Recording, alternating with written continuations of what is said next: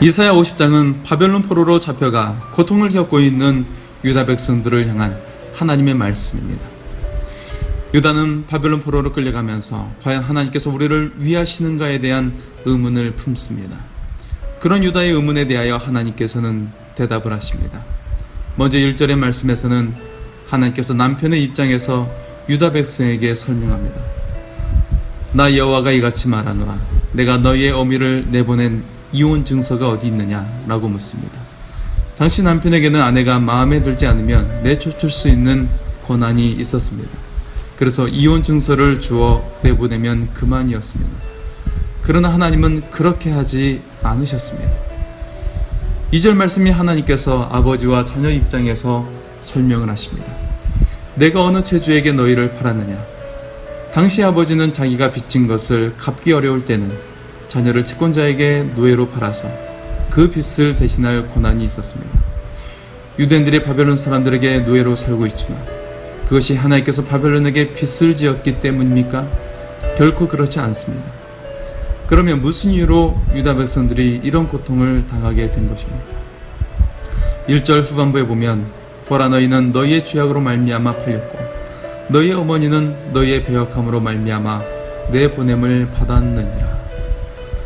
구약 성경의 역사서를 통해 보면 북이스라엘과 남유다가 우상 숭배를 하고 하나님께 반역하고 타락한 행동들이 유다가 멸망한 원인이라고 분명히 밝히고 있습니다. 그러나 그 심판과 고난도 끝이 있습니다.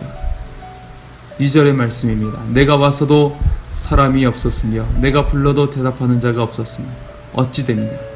내 손이 어찌 짧아 구속하지 못하겠느냐? 내게 어찌 건질 능력이 없겠느냐?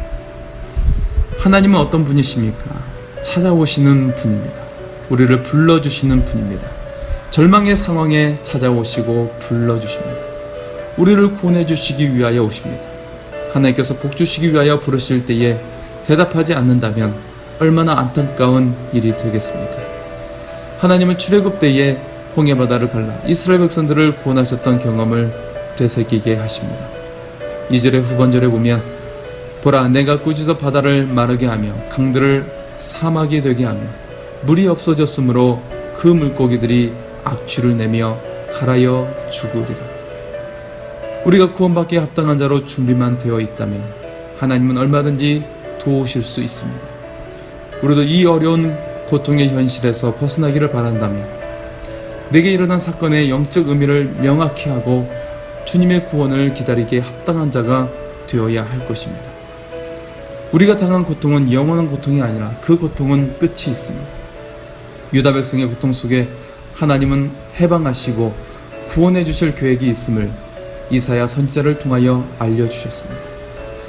유다 백성뿐만 아니라 사망의 그늘 아래 신음하는 인류를 위하여 독생자를 보내셔서 구원해 주실 메시아의 사건을 선포해 주셨습니다. 그래서 4절에서 9절의 말씀은 메시아의 구원에 대한 예언의 말씀입니다. 주님께서 고통받는 이들을 위해 어떤 일을 행하시는지 깨달아 알아서 주님의 손길이 우리의 삶에도 임하게 되기를 원합니다. 첫째로 주님은 학자의 혀를 가지신 분입니다.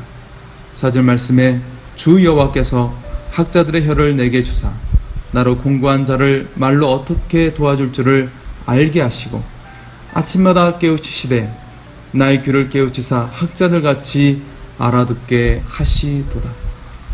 공고한 자를 말로 어떻게 도와줄지를 아는 학자들의 혀입니다. 예수님을 통하여 오늘도 우리에게 위로의 말씀을 주셨습니다. 복음서에 나타난 예수님의 말씀들은 수고하고 무거운 짐을 지고 지쳐 헤매는 우리에게 주시는 소망과 능력의 말씀입니다. 주님의 음성을 듣고 위로와 안식을 얻으시기 바랍니다. 둘째, 가르침을 잘 받는 학자의 귀를 가지신 분입니다. 주님은 우리에게 말씀을 주시기 위해 먼저 하나님으로부터 말씀을 받으셨습니다. 먼저 배우는 자가 되지 않고서는 가르치는 자가 될 수 없습니다. 영적인 잠에서 깨어나 생명길로 인도하는 주의 말씀을 들을 수 있어야 합니다. 하나님으로부터 새로운 은혜를 날마다 공급받기 위해서는 아침마다 깨어 있어야 합니다. 시편 5편 3절에 여호와여 아침에 주께서 나의 소리를 들으시리니 아침에 내가 주께 기도하고 바라리이다. 시편 88편 13절에 여호와여 오직 내가 주께 부르짖었사오니 아침에 나의 기도가 주의 앞에 이르리이다. 우리가 아침에 주님께 나아가서 주의 말씀을 듣고 주님 안에 거하는 자가 참으로 복된 자인 줄 믿습니다. 셋째로 주님은 인내로 고난을 감당하신 분입니다. 6절의 말씀입니다. 나를 때리는 자들에게 내 등을 맡기며 나의 수염을 뽑는 자들에게 나의 뺨을 맡기며 모욕과 침뱉음을 당하여도 내 얼굴을 가리지 아니하였느니라.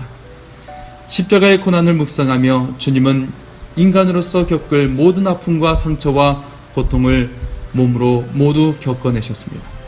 그러나 덜 깎는 자 앞에 잠잠한 양처럼 끝까지 순종하셨고 구원의 완성을 이루셨던 것입니다. 그래서 주님의 고난으로 우리가 나음을 입었습니다. 네 번째로 담대한 용기를 가지신 분입니다. 7절에서 9절의 말씀입니다. 주 여호와께서 나를 도우심으로 내가 부끄러워하지 아니하고 내 얼굴을 부싯돌같이 굳게 하였으므로 내가 수치를 당하지 아니할 줄 아노라. 나를 의롭다 하시는 이가 가까이 계시니 나와 다툴 자가 누구냐? 나와 함께 설지어다. 나의 대적이 누구냐? 내게 가까이 나아올지어다. 보라, 주 여호와께서 나를 도우시리니 나를 정죄할 자 누구냐? 보라, 그들은 다 옷과 같이 헤어지며 좀이 그들을 먹으리라.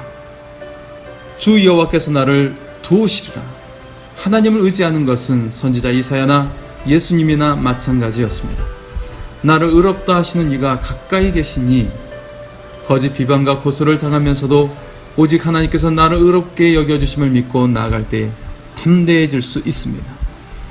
원수들의 공격뿐만 아니라 나의 속사람이 스스로 무너질 때에도 십자가의 은혜를 힘입어 담대히 다시 일어설 수 있습니다.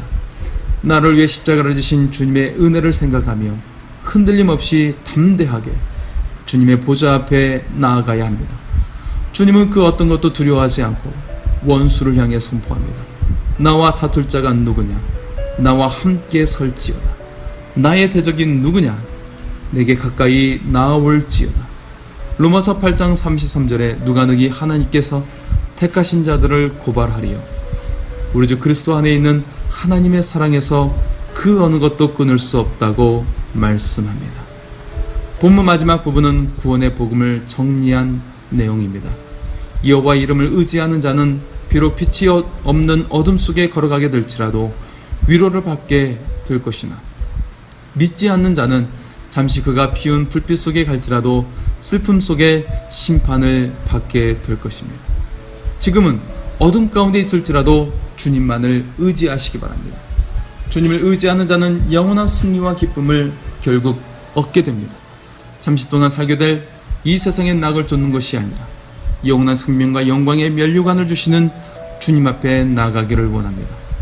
오늘도 주 예수의 사랑이 여러분과 함께 하십니다.